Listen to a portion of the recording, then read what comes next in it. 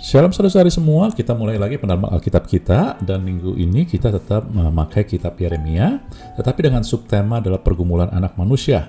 Kita lanjut saja, mulai aja, bahwa dari minggu lalu kita melihat bahwa Yeremia itu yang kita mau lihat adalah menyangkut kehidupan umat Tuhan dan menyangkut pergumulan pribadi. Kita lihat dari minggu lalu bahwa menyangkut kehidupan umat Tuhan, bagaimana umat Tuhan saat itu, walaupun mereka tetap memiliki bait Allah, rumah Tuhan tetap ada di Yerusalem, di Israel, tetapi mereka kehilangan firman Tuhan, Taurat Tuhan. Yes, dan artinya selama ini mereka umat Tuhan, mereka punya bait Allah, beribadah seperti beribadah pada Tuhan, tetapi mereka tidak punya firman Tuhan. Dan tanpa disadari, mereka sedang jatuh, turun ke bawah. Kehidupan umat Tuhan saat ini juga banyak orang yang pergi beribadah tetapi tidak memiliki, tidak berpegang pada firman. Dan mereka tanpa mereka sadar, mereka sedang turun, saudari. Dan itulah yang minggu lalu, dan sekarang minggu ini kita akan melihat bahwa Yeremia pun menunjukkan bahwa Tuhan peduli pada pergumulan pribadi. Akan kita lihat bagaimana pergumulan pribadi Yeremia yang walaupun sepertinya tangguh, sigap, tegar di hadapan orang, tetapi dia hancur hati di dalamnya, saudari. Dan kita akan melihat bagaimana dia bisa bertahan 40 tahun pelayanannya, walaupun sepertinya pelayanan itu mengecewakan dan membuat dia seperti ada di bawah sekali, tetapi dia tetap bisa bertahan 40 tahun setia kepada Tuhan dan tetap mencintai bangsanya. Ini akan kita melihat, saudari. Ya, nah kita akan mulai aja dalam Yeremia 1 ayat 1. Dikatakan, inilah perkataan Yeremia bin Hilkia dari keturunan imam yang ada di Anatot, di tanah Benyamin. Saudara-saudari, firman Tuhan ketika menulis sesuatu ada tujuan. Ketika dikatakan imam yang ada di Anatot, itu memiliki makna. Nah, kita harus tahu apa yang terjadi di Anatot. Imam yang di Anatot ini kenapa? Kita akan melihat dalam 1 Raja-Raja 2 ayat 26-27. Kita baca langsung. Dan kepada Imam Abiatar, Raja berkata, Raja Salomo, saudara-saudara, ya, pergilah ke Anatot, ke tanah milikmu, sebab engkau patut dihukum mati. Tetapi pada hari ini aku tidak akan membunuh engkau, karena engkau telah mengangkat tabut Tuhan Allah di depan Daud ayahku, dan oleh karena engkau telah turut menderita dalam segala sengsara yang derita ayahku.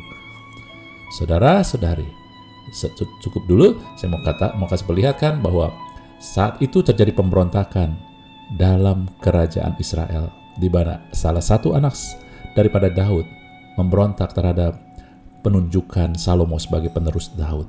Dan Imam Abiatar ini mendukung pemberontakan tersebut, tetapi akhirnya pemberontakan itu dikalahkan. Salomo jadi raja karena dia ditetapkan oleh Tuhan, dan Abiatar tentu sebagai imam bersalah. Oke? Dan seharusnya dia dihukum mati, tapi karena jasa-jasanya terhadap Daud, pada saat zaman Daud, Imam Abiatar menjadi bagian yang mengangkat tabut Allah. Dan Salomo menghargai jasanya. Lalu Salomo hanya memecat Abiatar dari jabatannya sebagai imam Tuhan, saudara-saudari.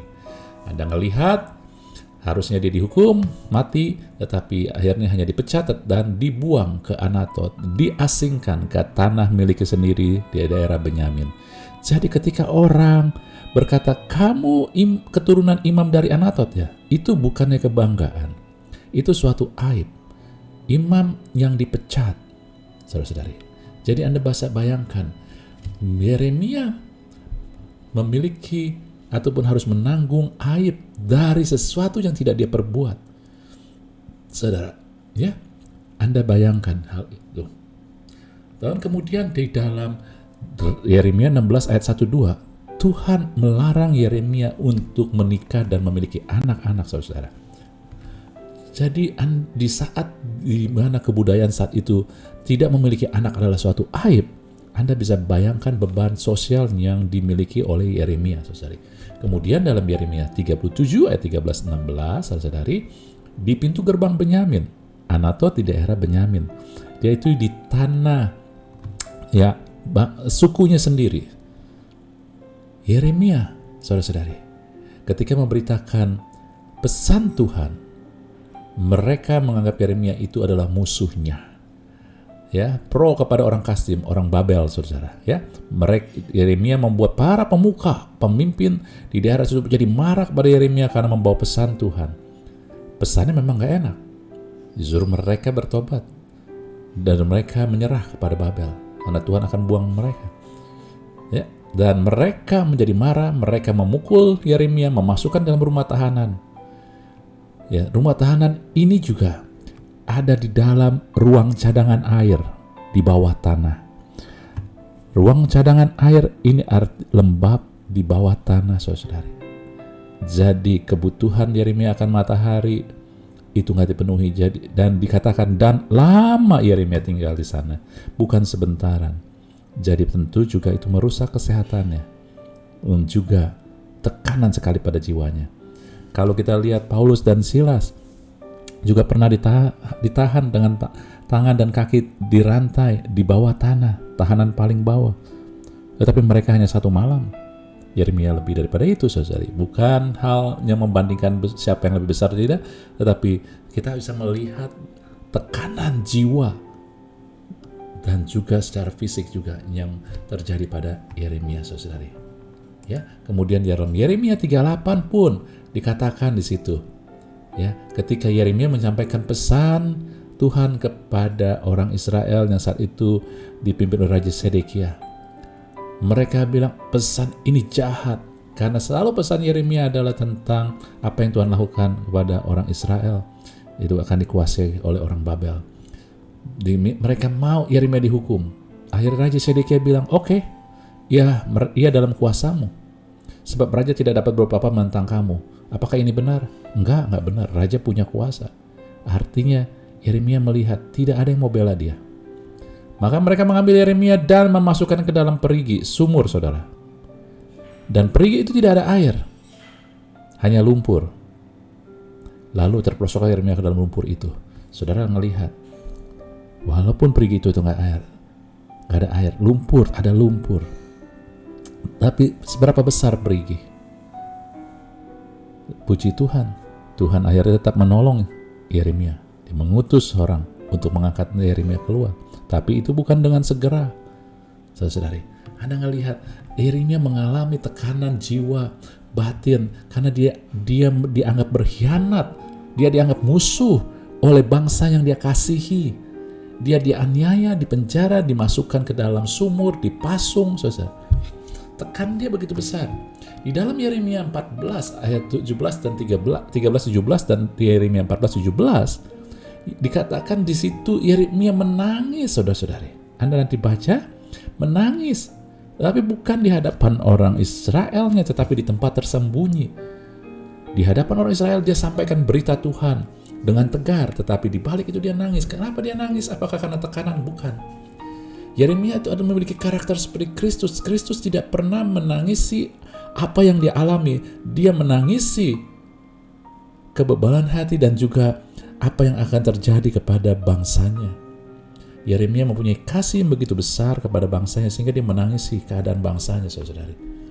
Lihat, dia sangat mengasihi dan bersusah hati pada bangsanya, tetapi dia harus membawa berita yang keras kepada bangsanya. Itu yang menghancurkan hatinya. Yeremia penuh kasih, saudari. Amin ya. Jadi Anda lihat, ketika Anda baca tentang hal Yeremia menangis, Anda tahu dia melayani dengan kasih.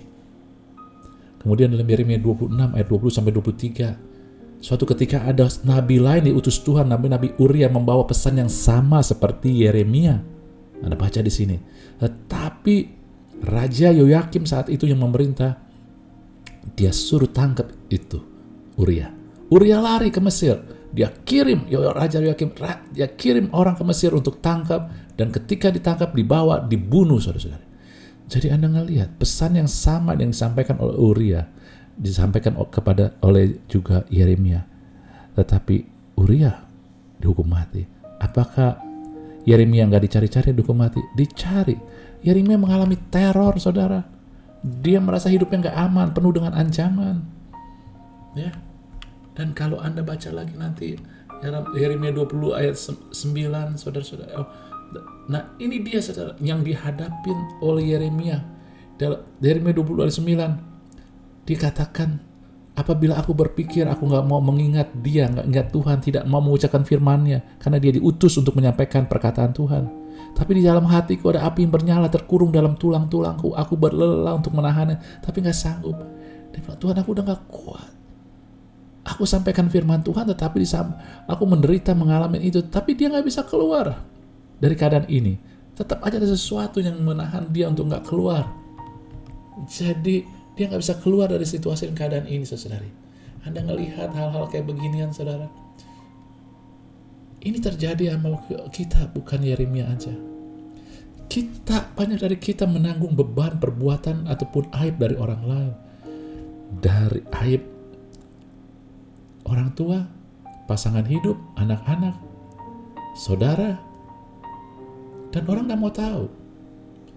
Kita kan kadang mengalami tekanan jiwa di mana kita merasa sendirian, kesepian, dan perlakuan sosial yang gak layak kita terima. Stempel cap-cap yang membuat kita jadi buruk, saudara-saudari, maaf, begitu terlalu banyak sosial itu mencap kita.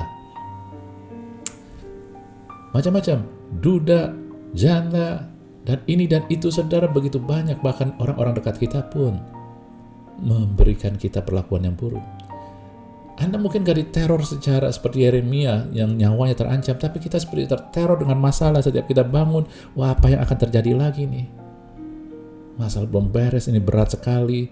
Sehingga Anda melihat teror itu adalah menaruh awan kelabu, awan gelap dalam kehidupan kita. Sehingga yang kita lihat ada kegelapan terus. Kita gak yakin kan masa depan, bukankah itu terjadi juga dan menekan jiwa kita. Dan kadang kita gak bisa keluar dari situasi persoalan keadaan yang sulit ini. Mungkin kita bukan yang seperti Yeremia, tetapi sama. Yeremia gak bisa keluar dari keadaan. Dia harus beritakan firman, message Tuhan. Kita merasa kita gak bisa keluar dari masalah. Keadaan situasi jiwanya sama. Dan kita sama juga seperti Yeremia. Mungkin Yeremia menyampaikan sesuatu pesan 40 tahun dan dia berharap bangsanya bisa pulih, bangkit, tetapi gak kelihatan. Juga sama, mungkin tekanan jiwa kita begitu besar karena kita melihat apa yang kita bangun, usahakan bangun selama ini gak ada tanda-tanda berhasil, saudara. Ini menyangkut pergumulan kita.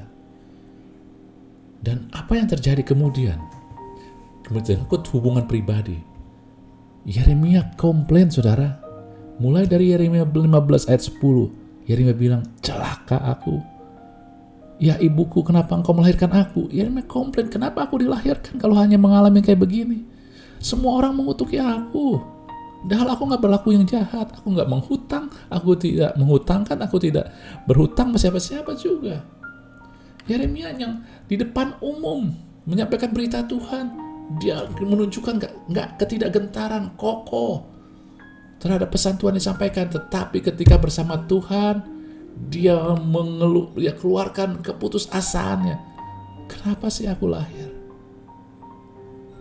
Semua orang nggak ada yang pro aku dikutuki. Ini kan tanda keputusasaan. Kemudian di ayat 18-nya dikatakan, mengapa penderitaanku nggak ada berkesudahan? Lukaku sangat payah, sukar disembuhkan. Ini orang yang pahit, saudara. Bahkan dia pahit sama Tuhan. Engkau seperti sungai yang curang bagiku, air yang tidak dapat dipercayai. Dia pahit, saudara, sama Tuhan. Bukan hanya sama manusia, dia kecewa sama Tuhan. Dan tadi Anda ngelihat, dia melihat selalu yang negatif. Dia selalu melihat, ini tanda-tanda orang yang bagaimana, saudara? Ini tanda-tanda orang yang depresi. Dia berkatakan, mengapa aku harus keluar dari kandungan, melihat kesusahan dan kedukaan sehingga hari-hariku habis berlalu dalam malu? Kenapa sih aku hidup?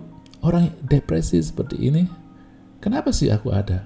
Ngapain aku hidup kalau hanya kayak begini? Saudara, ini, dan dia curhat, dia sampaikan kepada Tuhan, saudara. Dan kalau Anda ngelihat kemudian, Anda ngelihat banyak sekali di kitab, di pasal-pasal dan ayat-ayat di firman Tuhan kitab Yeremia penuh dengan kemarahan. Tuhan, bunuh mereka. Tuhan, hajar mereka. Tadi kita ngelihat bahwa Yeremia menangis buat bangsanya. Dia mulai dengan kasih. Bagaimana kasih tiba-tiba mau supaya bangsanya ataupun orang yang jahatin dia dihabiskan oleh Tuhan? Ini adalah pergumulan batin dia. Dia dari dalam sangat mengasihi, tetapi tekanan itu membuat dia penuh dengan marah, kebencian, kesedihan. Ini tekanan jiwa, dan Tuhan peduli. Sebab itu ditulis dalam kitab Yeremia apa adanya keadaan Yeremia. Apakah Tuhan marah? Tidak, Tuhan tidak marah, saudara-saudari. Tuhan menerima kita apa adanya. Tetapi Tuhan gak mau kita terus dalam kekacauan. Ketika kita punya pergumulan, jujur aja datang bawa ke Tuhan, saudara. Inilah pergumulan pribadi, saudara. Ketika Tuhan bicara kepada nation, bangsa, karena ini menyangkut ketertiban, dia ngomong tegas. Tetapi ketika dia berhubungan dengan pribadi, dia bicara dengan kasih, saudari. Aku mengasihimu, aku menerima engkau apa adanya. Engkau boleh ngomong apa adanya. Tuhan marah? Enggak marah. Tapi Tuhan enggak mau kita terus di dalam keadaan kacau. Tuhan pasti akan tuntun kita, saudari. Itulah kitab Yeremia. Kitab Yeremia tujuannya adalah untuk menunjukkan cara Tuhan menuntun Yeremia mengatasi keadaan-keadaan pergumulan jiwanya, sehingga akhirnya Yeremia bisa setia selama 40 tahun dalam pelayanan. Enggak mungkin kalau orang yang tidak dituntun, tidak mengalami terobosan, bisa setia, bisa bertahan dengan keputusasaan, kepahitan yang sangat pahit, kecewa sama Tuhan, dibilang kamu seperti sungai yang kecurangan buat aku. Dia depresi, dia mau mati, dia benci, dia marah, dia sedih. Saudari, Tuhan ngerti bahwa keadaan dalam perjuangan pergumulan hidup kita, proses hidup ini kadang begitu sulit, gak mudah, dan kadang kita sendirian, orang lain gak ngerti apa yang kita alami. Itu mungkin terjadi. Dan saya mau beritakan, mau kasih tahu lewat kitab Yeremia ini, Tuhan sangat mengasihi kita. Tuhan sangat peduli, maka dia izinkan dia tulis di dalam kitab Yeremia. Dan kalau dia tulis, saudara-saudari, bukan berarti hanya untuk menunjukkan oke doang, tetapi dia mau bawa kita keluar, memberi tuntunan. Amin. Dan hari ini kita akan melihat bagaimana fakta tentang Yeremia, kitab Yeremia ini adalah memberikan tuntunan Tuhan. Kita akan bahas satu aja dulu supaya kita singkat, tapi kita bisa melihat dan merenungkan dan mengaplikasikan dalam kehidupan kita. Dalam Yeremia 15 ayat 19, setelah Yeremia di ayat 10-nya komplain sama Tuhan terus, kemudian Tuhan jawab di ayat 19. Beginilah jawab Tuhan, jika engkau mau kembali, aku akan mengembalikan engkau menjadi pelayan di hadapanku. Saudara, ini bukan marah. Bagaimana Allah yang penuh kasih mengizinkan Yeremia curhat apa adanya, lalu dia marah? Enggak. Tapi inilah jawaban Tuhan. Anda baca dengan kelembutan dan kasih Tuhan. Jika engkau mau kembali, Yeremia, aku akan pulihkan engkau. Engkau menjadi berarti. Itu kira-kiranya. Dan di ayat 22-21 dengan bahasa Indonesia sehari-hari, karena lebih mudah kita mengerti, Yesus katakan, Tuhan katakan, engkau akan kujadikan seperti benteng perunggu terhadap mereka. Mereka akan memerangi engkau, tetapi tidak akan dapat mengalahkan engkau. Kenapa benteng perunggu? Saudara, benteng perunggu tidak akan bisa dibakar, gak bisa hangus. Walaupun masalah pun tekanan sekali kita seperti api yang membakar hidup kita, tetapi kita akan terus bisa bertahan. Itu yang Tuhan ngasih. Tidak akan bisa mengalahkan engkau. Aku, kenapa? Tuhan menyertai dan melindungi, menyelamatkan. Aku akan melepaskan engkau dari kekuasaan orang jahat yang kejam. Aku, Tuhan, telah berbicara. Ini suatu jaminan. Aku, Tuhan, yang telah berbicara. Sebab firman Tuhan jelas mengatakan, Allah bukannya anak manusia sehingga dia berdosa. Dia bukan manusia sehingga dia berkata dan menyesal. Kalau dia berfirman, dia pasti genapin. Ini dia, saudara. Ini dia, dengan kata lain, memberikan materai jaminan buat Yeremia dan juga buat kita, buat Tuhan akan menjadi benteng buat kita. Tuhan akan menuntun kita sehingga kita dapat mengalahkan musuh-musuh, yaitu persoalan masalah kita.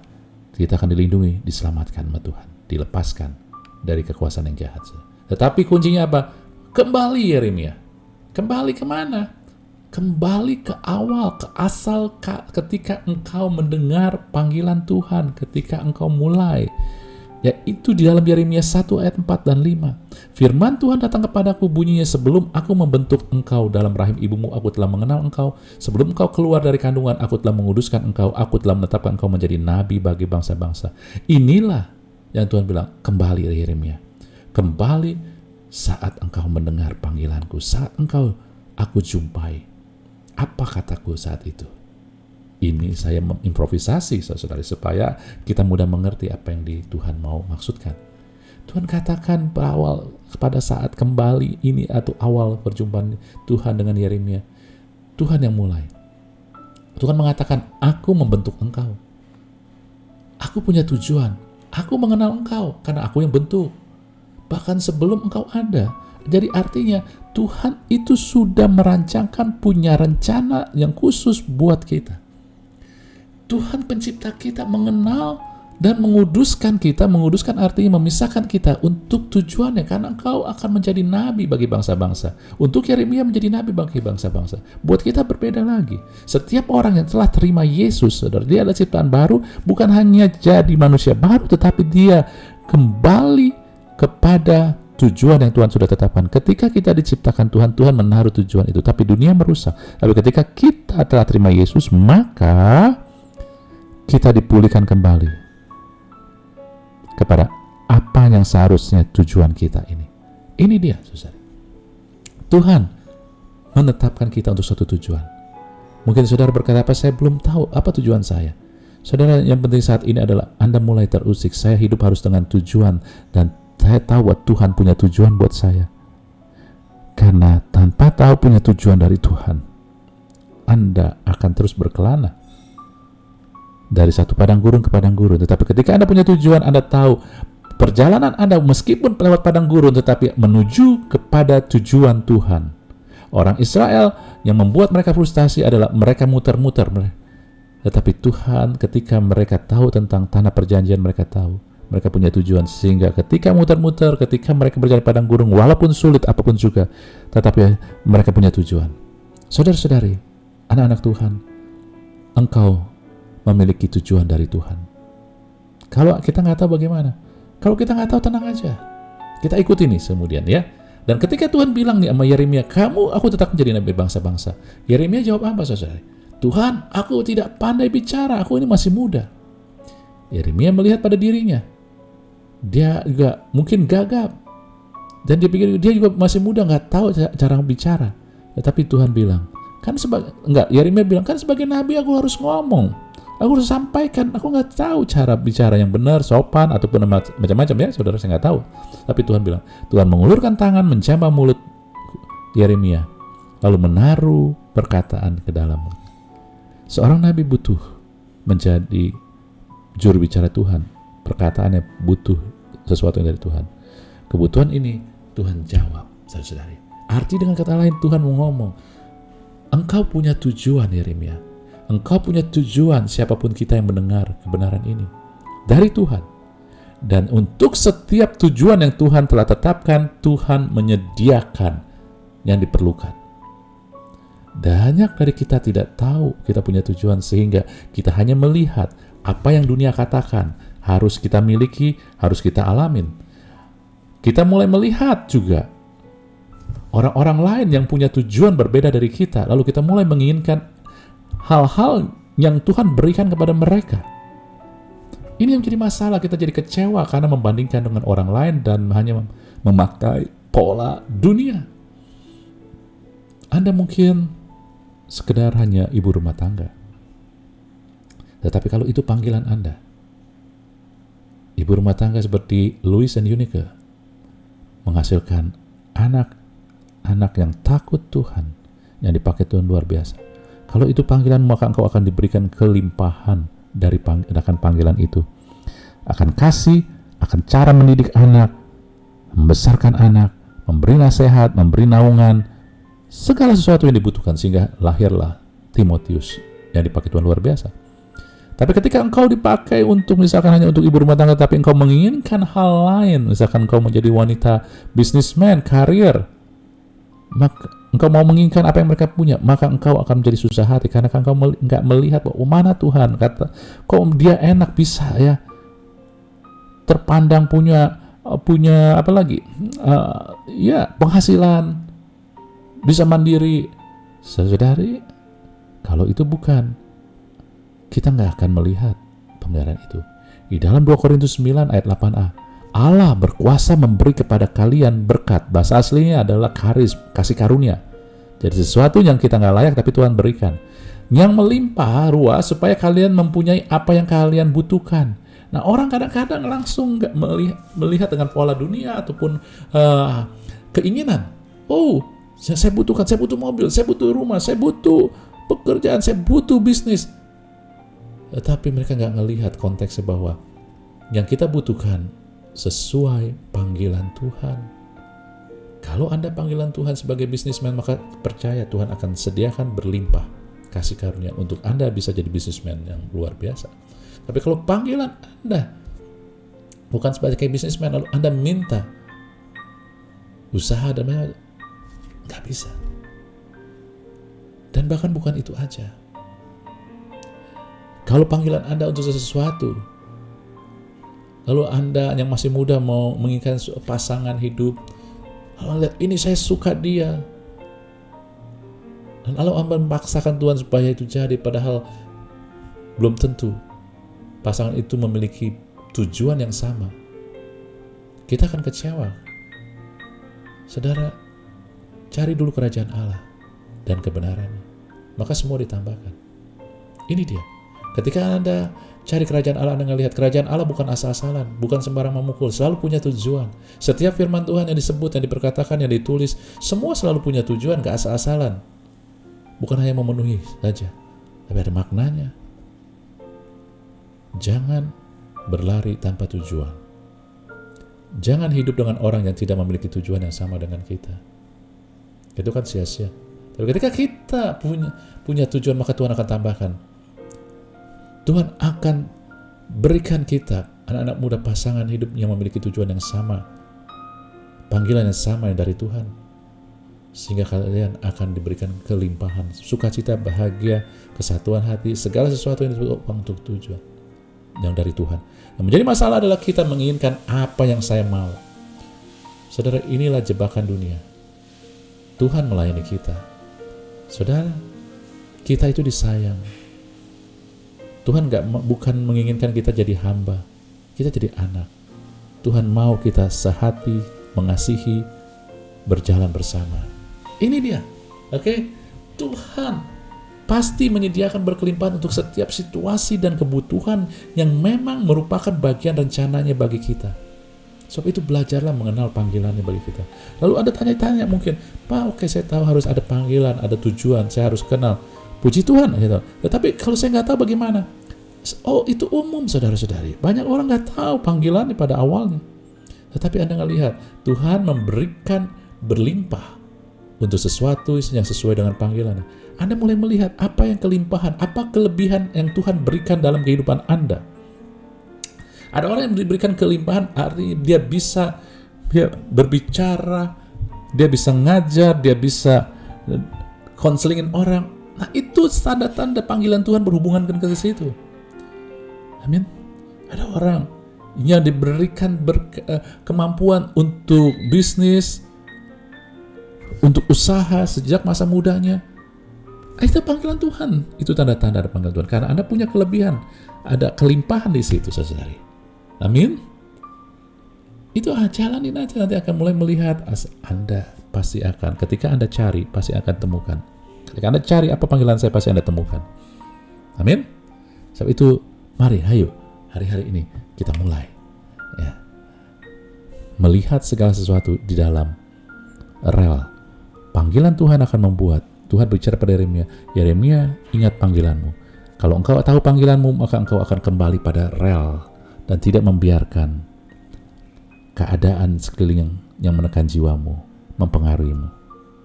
Amin, saudara-saudari. Renungkan itu, karena ini pergumulan hidup kita. Inilah yang membuat banyak umat Tuhan tidak menjadi bahagia, tidak bersuka cita, tidak melihat kelimpahan, karena mereka kurang nggak mengerti panggilan Tuhan. Jadi ketika Anda tahu, nggak sulit ke panggilan Tuhan. Setiap orang bisa. Pak, saya bukan orang yang terpelajar, nggak ada masalah. Ini bukan tentang terpelajar atau tidak terpelajar, saudara. Tuhan berikan panggilan pada setiap orang. Segala kehidupan kita punya tujuan Tuhan. Amin. Renungkan itu tersebut. Minggu depan kita akan lanjutkan, dan kiranya Tuhan memberkati kita semua. Haleluya. Amin.